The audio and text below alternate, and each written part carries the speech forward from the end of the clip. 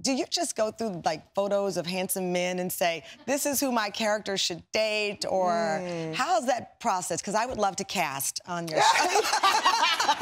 Yeah, basically it's that. No, I mean, people come in and audition and, you know, they're great. They just happen to be fine. They happen to be fine, talented men. But yeah, even seeing Luke James, I'm like, you know, looking back on the show last weekend, I was like, dang, everybody looked good. And everybody like glue up in the best way. Well, no, the lighting is some of the best. Since I have not seen such beautiful lighting on brown skin since Oprah Winfrey Show. And that's a fact. It's just a fact.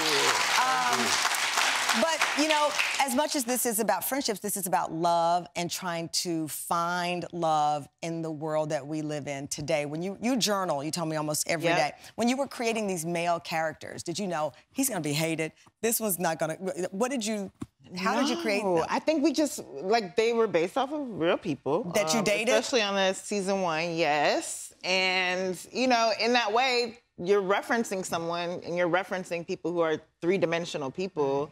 And it's obviously through my point of view, it's through the point of view of the writers of the show. And so I also credit our showrunner, Prentice Penny, who has frequently said, like, a man would not do that. We would not do that. And he was just very passionate about making sure that the male characters were represented properly in that way. Humanized, yes, not just for their... not just throwaways, not just shirtless a woman's idea of what a man should be, which I appreciated. So we got into a lot of debates in the room. But I did not expect Lawrence to have his own hive, for people to go so hard for Daniel. Like, it's just a pleasant surprise. Well, another pleasant surprise this hour, my next guest had fans on Twitter buzzing when he ghosted Issa's character at one point on the show. He plays Nathan, who came back around at the end of last season, leaving us wondering what's going to happen next. He's not ghosting Issa today, though, and he has good Wi-Fi service. Please welcome Kendrick Sampson.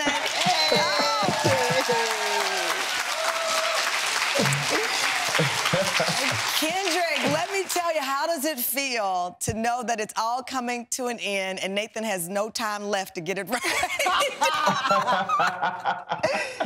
Well, I see where your loyalty lies. I think it's incredible to be a part of something historic and that really makes Black people feel valued and has been transformational in this type of storytelling we see about us. So I'm just grateful to be on the ride, you know? How would you give me a job? How would you describe the ride? As Issa pointed out, in the writing room, you're trying to depict people in reality versus some fantasy version of what their lives would be like. I mean, you know, I'm from Houston, so I felt a strong responsibility to make sure that I was authentic as possible. And, you know, I knew I was going to hear a bunch of this in my ear if I didn't get it right, you know. So I felt the pressure, and they made it really easy. There was a lot of the stuff that first scene, or that first episode where they take that long walk and start talking about barbecue and all that. Those were conversations I actually had. So they made it easy. All I had to do was really connect on an emotional level.